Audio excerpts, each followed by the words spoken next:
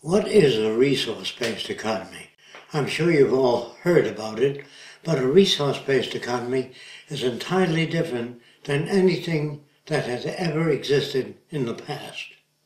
Most decisions were made by kings, politicians, statesmen, but nothing based upon resources. To better understand the meaning of a resource-based economy, picture an island somewhere in the South Pacific. And you really want to know how many people can that island support and to what degree can the extravagance of the island be maintained. First, you have to know how much wood there is, how much water, how much arable land. Once you do a survey of the resources of that island, that can best be the method for determining how many people it will support.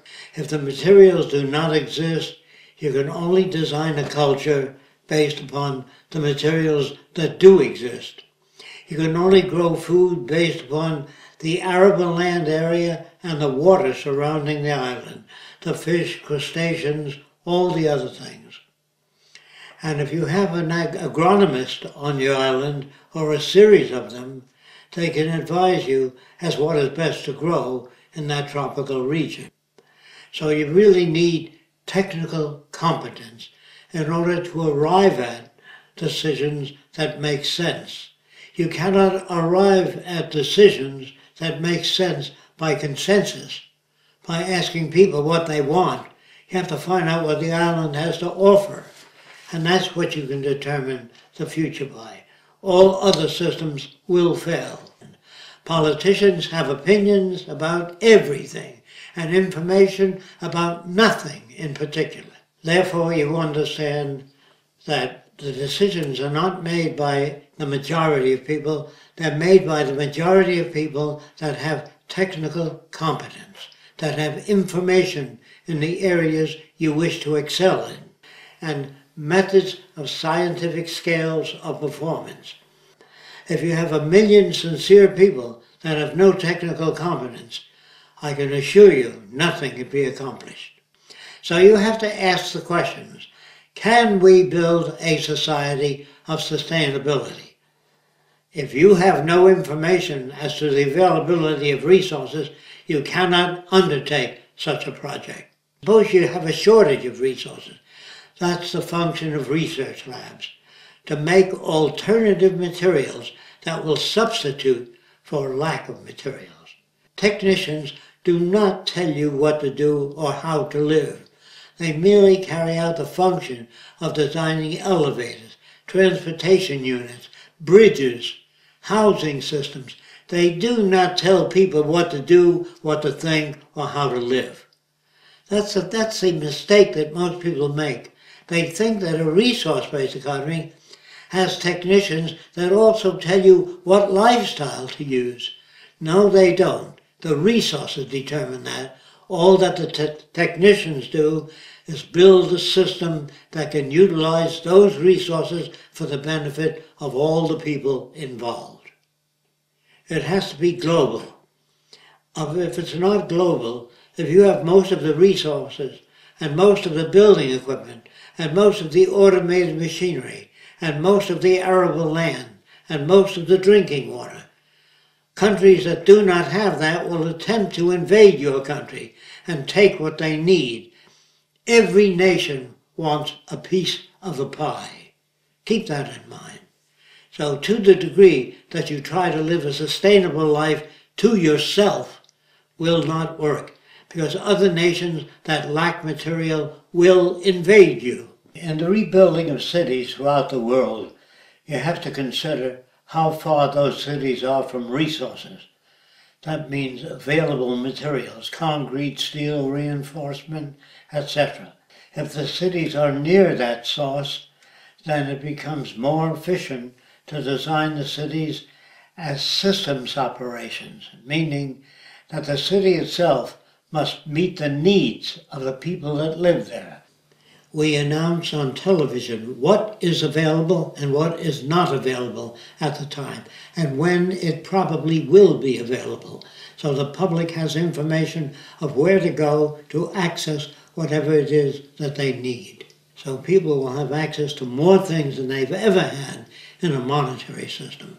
More things and more opportunities will be available. All of the cities are designed to utilize a minimum amount of energy for maximum service. In that way, we conserve energy so that we can handle more people. There are people throughout the world that do not have access to high energy systems. We'll be able to provide more for human need if we use efficiency.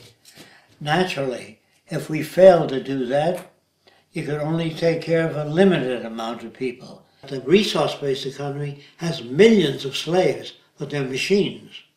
And machines do repetitive, boring, and dangerous jobs. That's what the machines are for. They're not to put you out of work. If they can turn things out faster than you, we don't need you working. In fact, we don't want you working in an industrial plant. We want you to go back to school and study whatever you're interested in, whatever you think you'd like to study, whatever you feel you'd like to understand better. Unfortunately, money doesn't represent things in existence.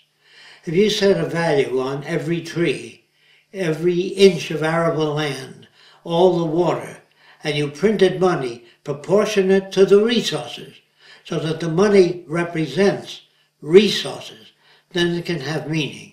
But today, that is not accomplished. Although they may tell you that demand will really bring about these things. No, demand doesn't bring about the things, available resources do. And if money doesn't represent available resources, it has no basis for social management. When you live in a false society that bases its wealth upon money, then that society itself will collapse eventually, not because I say so, because it's not based on physical reference.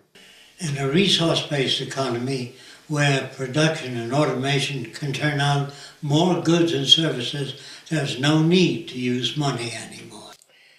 If you really wish to put an end to war, poverty, hunger, territorial disputes, you must utilize all the world's resources as a common heritage of all the world's people.